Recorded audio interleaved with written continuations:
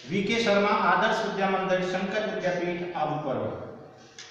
आज हम कक्षा 9वीं हिंदी व्याकरण के अंतर्गत उपसर्ग और प्रत्यय का एक साथ अध्ययन करेंगे। इससे पूर्व हम उपसर्ग और प्रत्यय का अलग अलग अध्ययन कर चुके हैं। जैसा कि हम जानते हैं, वे शब्द या शब्दांश जो किसी शब्द के पूर्व लगकर उस शब्द के अर्थ में परिवर्तन कर देते हैं या उस शब्द के अर्थ में वृद्धि कर देते हैं, उन्हें हम उपसर्ग के नाम से जानते हैं। और वहीं वे शब्द या शब्दांश जो किसी शब्द के पीछे लगकर उसके शब्द में परिवर्तन कर देते हैं, उसका अर्थ बदल देते हैं, उन्हें हम प्रत्यय के नाम से जानते हैं। आज हम सबसे पहले उपसर्ग और प्रत्यय का एक साथ प्रयोग करना सीखेंगे। कई शब्द ऐसे होते हैं जिनमें एक ही शब्द के अंतर्गत उपसर्ग भी होता है और प्रत्यय भी होता है। जैसे शब्द है निर्दयता।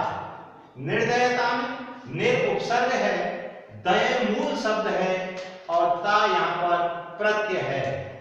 ऐसे ही अभिमानी, अभि उपसर्ग है, मान मूल शब्द है और उसमें ई प्रत्यय लगाया है, शब्द बना अभिमानी। तीसरा शब्द है निलंबित, यानी नि उपसर्ग है, लंब मूल शब्द है और इत प्रत्यय है। इस प्रकार शब्द निर्मित होता है निलंबित। उपकारक, उप उपसर्ग है, कार मूल शब्द है और अक प्रत्यय है।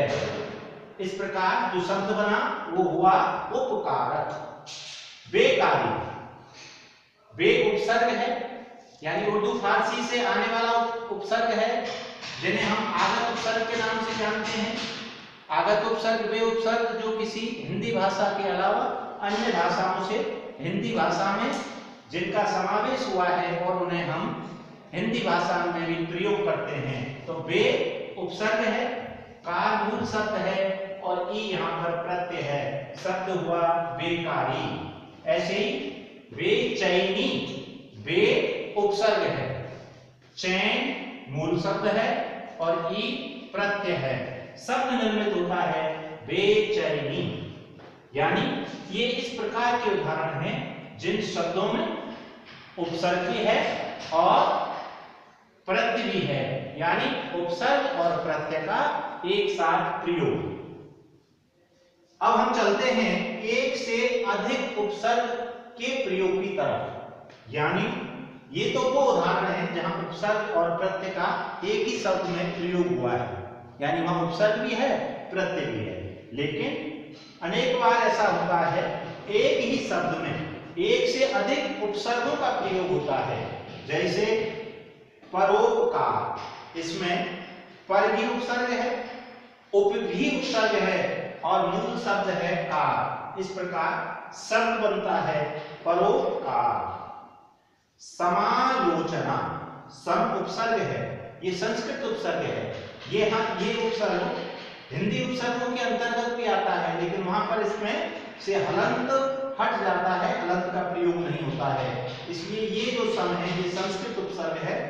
आ भी उपसर्ग है और लोचना यहाँ पर मूल शब्द है। इस प्रकार सम और आ यानी दो उपसर्गों का प्रयोग करके लोचना शब्द में लगाया गया है और समालोचना एक नवीन शब्द बनाया गया है। ऐसे ही समाचार, सम उपसर्ग है प्लस आ भी उपसर्ग है और चार मूल शब्द है, तो सम प्लस आ प्लस चार जो शब्द निर्मित होता है उपसर्ग युक्त, उसका नाम है समाचार। दुर्व्यवहार, दुर्व्यवहार शब्द में भी दो उपसर्गों का प्रयोग हुआ है। पहला उपसर्ग है दुर, दूसरा उपसर्ग है भी और फिर उसके बाद में तीसरा उपसर्ग भी यहाँ पर प्रयुक्त हुआ है। अब ये केवल दो नहीं बल्कि यहाँ पर तीन उपसर्गों का प्रयोग एक साथ हुआ है, दुर, वी और अब, और मूल शब्द है हार। तो दुर प्लस वी प्लस अब और प्लस हार मूल शब्द है, तो शब्द निर्मित होता है दुर्व्यवहार। इसी प्रकार अव्यवस्था और उपसर्ग है, वी उपसर्ग है, अव्ययी उपसर्ग है, स्था यहाँ पर मूल शब्द है, अव्यवस्था, स्वावलंबन, स्वावलंबन, स्व प्लस अब, ये दोनों उपसर्ग हैं, स्व उपसर्ग है, अव्ययी उपसर्ग है और लंबन मूल शब्द है। इस प्रकार शब्द निर्मित हुआ स्वावलंबन। अभी हमने दो बिंदुओं पर चर्चा की, पहला उपसर्ग और प्रत्यय का एक साथ प्रयोग, दूसरे प्रकरण के अंतर्गत हमने एक से अधिक उपसर्गों का एक साथ प्रयोग करना सीखा। अब हम उपसर्ग के कुछ विशेष उदाहरण देखेंगे जहां पर कुछ अलग से परिवर्तन होता है और यह परिवर्तन व्याकरणिक नियमों के अनुसार होता है।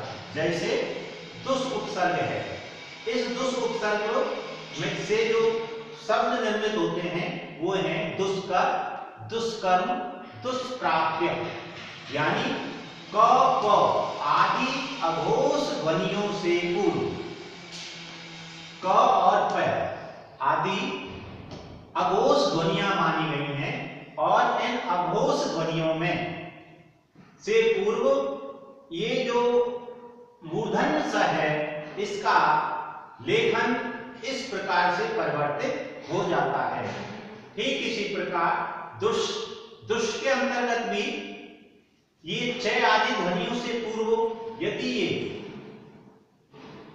तालव्य श का आगम होता है तो ये है, यदि च आदि ध्वनियों से पूर्व आता है तो ये यहाँ पर इस प्रकार के श के द्वारा लिखा जाता है, यानी इसका जो रूप है वो इस रूप में ना लिख करके हम इस रूप में लिखते हैं। तो दुष्चरित, दुष्चिंता, च आदि ध्वनियों से पूर्व यदि श तालव्य का आगमन होता है तो उसकी लेखन विधि इस प्रकार से होगी।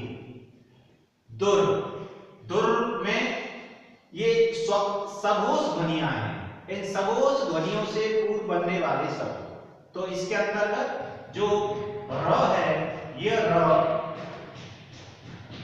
हलंत यहां से हट करके और ये ऊपर आता है, जिसे हम अपनी भाषा में समझने के लिए आधे र के नाम से जानते हैं, यानी पूरा नहीं है और ये इस विधि से ना लिखकर ऐसे लिखा जाएगा। तो ये शब्द हुआ दुर्लभ, दुर्गुण, दुर्बोध।